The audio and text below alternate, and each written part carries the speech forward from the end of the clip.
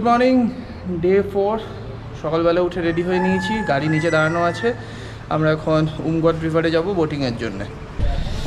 আমাদের হোটেলের থেকে কাছেই বোটিং পয়েন্টের পার্কিং, সো আমরা চলে এসেছি গাড়ি করে। অনেকে একটা জিনিস বলে রাখি, অনেকে হয়তো ভাবে যে এটাই ডাউকি রিভার, বাট না, জায়গাটার নাম ডাউকি, নদীটার নাম উমগট। তো আমরা যাই। এখানে এখনও অবধি ড্রাইভার দাদা যা বলেছে যে মোটামুটি 800 টাকা নাকি বোটিংয়ের রেট হয়। দেখা যাক আমরা কতই পাই। আর 40 থেকে 45 মিনিট বললো বোটিং করায়।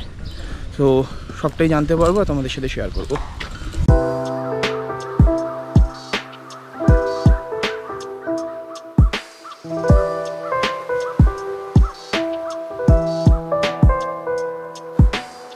আমাদের জার্নি শুরু হলো, ভালো লাগছে। সকালবেলা এখনও রোদ অতটা ওঠেনি, কিন্তু বেশ ঠান্ডা ঠান্ডা হাওয়া দিচ্ছে। তো অল ইন অল ভালো এক্সপিরিয়েন্স হতে চলেছে মনে হচ্ছে। যা জানতে পারছি, বর্ষা আসার জন্যে জল হয়তো খুব ক্লিয়ার পাওয়া যাবে না। এখানে বলছে যে শীতকালের টাইমটা মানে নভেম্বর, ডিসেম্বর, জানুয়ারি, ইভেন অক্টোবরেও জল ক্লিয়ার থাকে, কিন্তু এখন অলরেডি এখানে বৃষ্টি শুরু হয়ে গেছে। তো ছবিতে আমরা যেমন একটা ক্রিস্টাল ক্লিয়ার ওয়াটার দেখি, অত ক্লিয়ার জল এখানে পাওয়া যাবে না।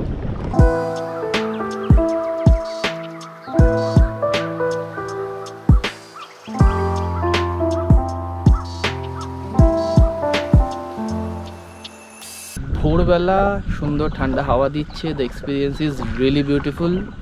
জল ক্লিয়ার পাচ্ছি না, একটু তো মন খারাপ লাগছে, কিন্তু ওটাই নভেম্বর ডিসেম্বরে এলে হয়তো ক্লিয়ার পাওয়া যাবে। কিন্তু all in all the experience is too good, too good.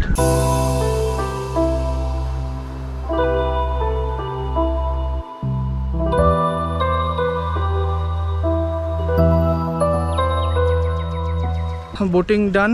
এবার আবার হোটেলে ব্যাক করব, ব্রেকফাস্ট করব, ব্রেকফাস্ট করে একটু ব্যাগ ট্যাগ গুছিয়ে আবার রওনা দেওয়া। আজ যাবো ক্রানসুরি ফলস, মেঘালয়াস লার্জেস্ট ওয়াটারফল।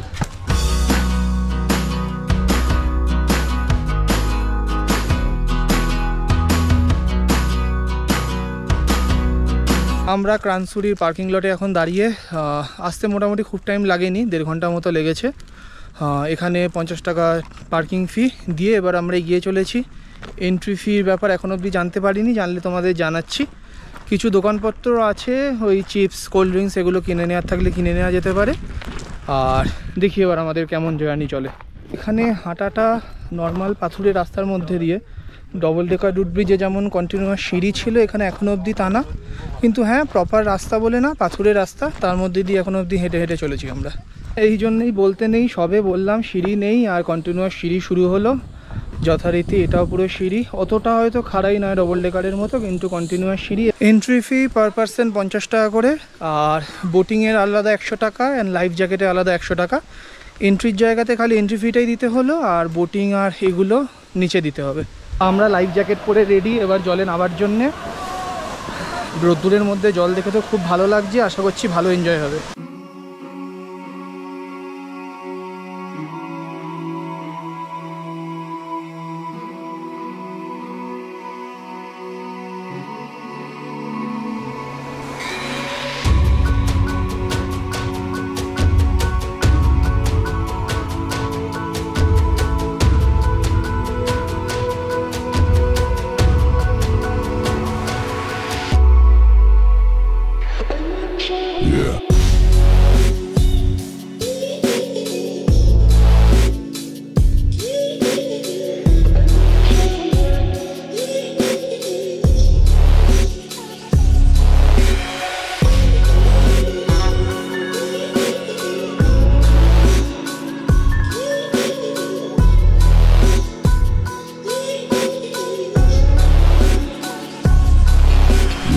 আমরা এই স্নান করে উঠলাম, হেভি এনজয় করেছি।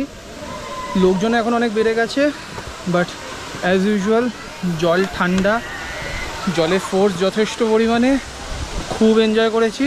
আমরা এবার ফেরার পথে রওনা দিচ্ছি। এখানে যা ক্রেজ, লাইফ জ্যাকেট শর্ট পড়েছে, কত লোক ওয়েট করছে লাইফ জ্যাকেট ফাঁকা পাবে। তারপরে আমরা উঠে দুটো লাইফ জ্যাকেট ছাড়তেই সঙ্গে সঙ্গে সেটা দুজন নিয়ে নিল। অনেকে এখনও দাঁড়িয়ে লাইফ জ্যাকেটের ওয়েট করছে নিচে সুইমিংয়ে নামবে বলে। আমরা এই ফিফি ফলসের পার্কিংয়ে এলাম। আজকেই ড্রাইভার দাদা বললো যে করে নিলে হয় একেবারে। কালকে দেখা যাক কি করব, এখনও ভেবে পাচ্ছি না কালকের দিনটা কি করা যায়, কি করব। সো ফিফি ফলসটা দেখি কতটা যাই। শুনলাম তো জল একেবারেই নাকি নেই, বাট কতটা যাই দেখি। আর আমার গোপ্রো স্ক্রিন ভেঙেছে ক্রানসুরির ওখানে, জাস্ট একটু মানে 1 সেন্টিমিটারও নয়, পাথরের ওপর একটু পড়লো, দেখলাম স্ক্রিনটা ক্র্যাক হয়ে গেছে। তো একটু মন খারাপ, কিন্তু কিছু করার নেই, জিনিসপত্র খারাপ হতেই পারে। তো ভাবা যায় কি করাই, এখন ওসব ভেবেনি, এখন ওসব আর ভেবে লাভ নেই। এখন দেখি ফিফি ফলসটা কেমন লাগে। রোদ নেই, সো ভাল লাগছে, একটা ঘুরে দেখা যাক। আমরা আজকে হয়তো ফিফিটা ক্যান্সেলই করছি, কারণ এবারও কয়েকজনের সাথে কথা হলো, ট্যুরিস্ট যারা আসছে তারাও মানে বেসিক্যালি সেম কথা, খুব একটা জল নেই, আর প্রায় 45 থেকে 1 ঘন্টা টাফ ট্রেকিং। এবার এটা হচ্ছে ক্রানসুরি করেছি, ওদিকে ব্লু লাগুন করেছি, সো ফিফিতে যে খুব একটা আলাদা হবে বলে মনে হচ্ছে না। প্লাস আজকে টায়ারিংও লাগছে, একটু মনটা খারাপ, গোপ্রোটা ভেঙেছে, সব ভেবে আজকে স্কিপই করি। আজকে এখন ডাইরেক্ট জোয়াইতে আমাদের এয়ারবিএনবিতে পৌঁছে যাব। কালকে দেখা যাক, যদি ফিফিতে আসি ফিফিতে আসবো, বা যদি অন্য কিছু করি সেটা করব, সেটা প্ল্যান করতে হবে। এখনও কোনো প্ল্যান হয়নি, দেখা যাক কাল কী হয়। পোস্ট লাঞ্চ আমরা আজকে ফিফি ফলস করে নিচ্ছি। ওয়েদারটা মোটামুটি প্লেজেন্টই আছে, কালকে আর এদিকে আসবো না, আজকেই একেবারে ফিফি ফলস দেখে নিই কী আছে। সবাই বলছে যে হয়তো ক্রানসুরির থেকে বেশি জল পাবো, স্টিল দেখা যাক, গিয়ে দেখতে হবে।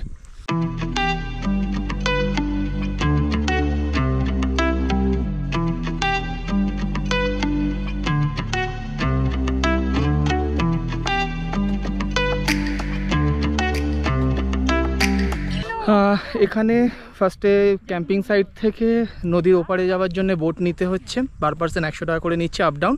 লাঠিও চাইলে নিয়ে নিতে পারো 10 টাকা। তারপরে নদী ক্রস করে আমাদের হাঁটা শুরু করতে হবে। নদীটা একেবারেই ছোট, বাট স্টিল এরা নদী পারাপার করাচ্ছে এইভাবে, আর তারপরে তোমাদের হাঁটা শুরু করতে হবে। বেশ খোলা মাঠের মধ্যে দিয়ে হেঁটে যাওয়া এই জায়গাটা বেশ ভালোই লাগছে। যেহেতু বললাম না রোদটা একটু কমে গেছে, সো আস্তে আস্তে হাওয়াটাও ঠান্ডা লাগছে, ভালো লাগছে বেশ। সো টোটাল মিলিয়ে হাঁটছি বেশ কিছুক্ষণ আমরা আছি, আর একটা ফ্যামিলি দেখলাম আসছে, সো আমরা কয়েকজন মিলেই হাঁটছি। আশা করছি 40-45 মিনিটে পৌঁছে যাব, বাকিদের মুখে যা শুনলাম। কতক্ষণে পৌঁছাই দেখি। শুধু নিজেরা এলে মুশকিল আছে, আমরা রাস্তা চিনতেও পারছিলাম না, মাঝ রাস্তায় দাঁড়িয়ে আছি, আর একটা সোলো ট্রাভেলারকে দেখে তাকে জিজ্ঞেস করে আমরা এখন ঠিক রাস্তার দিকে এগোচ্ছি। সো খুব বেশ লোকজন থাকলে ঠিকঠাক অবস্থা, কিন্তু আদারওয়াইজ একটু চিন্তা আছে রাস্তা চেনা। অল ইন অল হাঁটতে বেশ ভালোই লাগছে অ্যাকচুয়ালি, লোকজন একদম কমে গেছে। আমরা দুজন হাঁটছি আর আমাদের সাথে আরেকটা গ্রুপ হাঁটছি একসাথে। লোকজন কমে যাওয়াতে রাস্তাগুলো বেশ শুনশান ফাঁকা মোটামুটি। সামনে দূরে হয়তো একটা ট্রাভেলারকে দেখতে পাচ্ছি, সে যাচ্ছে, সো এটুকু শান্তিতে আছি যে ঠিক রাস্তায় যাচ্ছি। বাকি হেঁটে চলেছি, কখন কি শেষ হবে আমি জানি না, বাট হাঁটছি, ভাল লাগছে।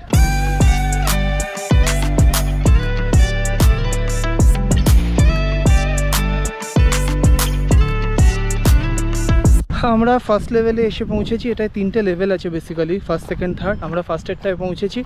জল প্রচণ্ড একটা আছে, সেটা নেই, কিন্তু still hope for the best.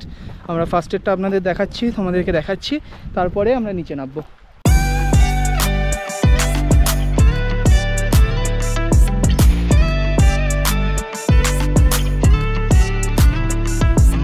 একটু আগে তোমরা যেটা দেখলে সেটা হচ্ছে ফার্স্ট স্টেপ ফিফি ফলসের। এরকম 3টে স্টেপ আছে।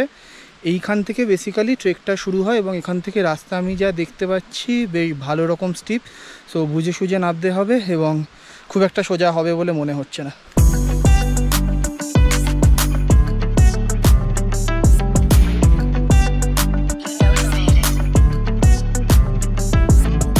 মোটামুটি দূর থেকে তো দেখতে পাচ্ছি, মোটামুটি খুব সময় লাগবে না, এসেই গেছি, কিন্তু রাস্তা বেশ স্টিপ, মানে বুঝতে পারছি ওঠার সময় হয়তো কষ্ট হবে। ডবল ডেকারের মতো অতটা হবে না, কারণ এখানে আমাদের মোটামুটি জাস্ট 40-45 মিনিট ধরে হাঁটছি। ডবল ডেকারে যেখানে অনেকটা হাঁটতে হয়েছিল, কিন্তু এখানেও রাস্তা ভালো রকম খাড়াই, সিঁড়ি পুরোটা। মনে হচ্ছে দিনের আলো থাকতে থাকতে ফিরে আসবো। আর নিচে দেখছি এখনও প্রচুর লোকে স্নান করছে, সো সবাই ফিরবে, কোনো চিন্তা নেই। আর আমরা পৌঁছে গেছি, না এলে সত্যি মিস করতাম। খুবই সুন্দর, রিয়েলি বিউটিফুল।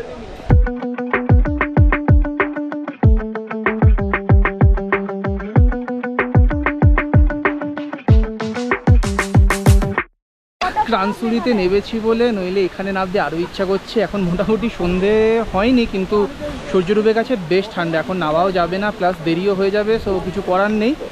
কিন্তু রানসুরি আর ফিফির মধ্যে কেউ যদি আমাকে এখন জিজ্ঞেস করে কোনটায় নামলে হতো, এনিডে ফিফি।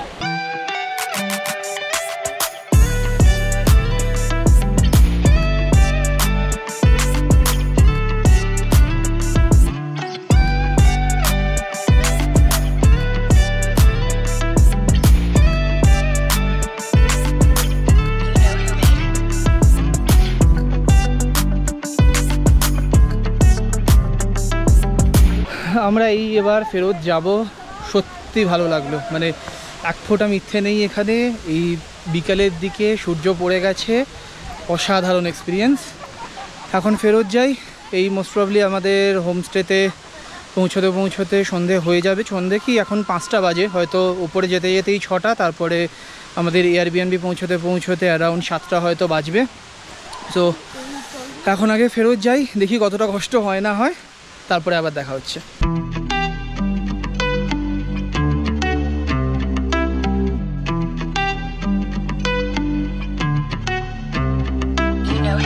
আমরা এই ফাইনালি জোয়াইয়ের এয়ারবিএনবিতে এসে উঠলাম। The host was too good. বাড়িটা খুব ভালো, দুজনের জন্য পুরো একটা দোতলা বাড়ি দিয়েছে, ওয়েল ফার্নিশ। আজকে আর পাচ্ছি না, টায়ার্ড, সারাদিন খুব ধকল গেছে। আজকের জন্য গুড নাইট, কাল দেখা হচ্ছে, বাই।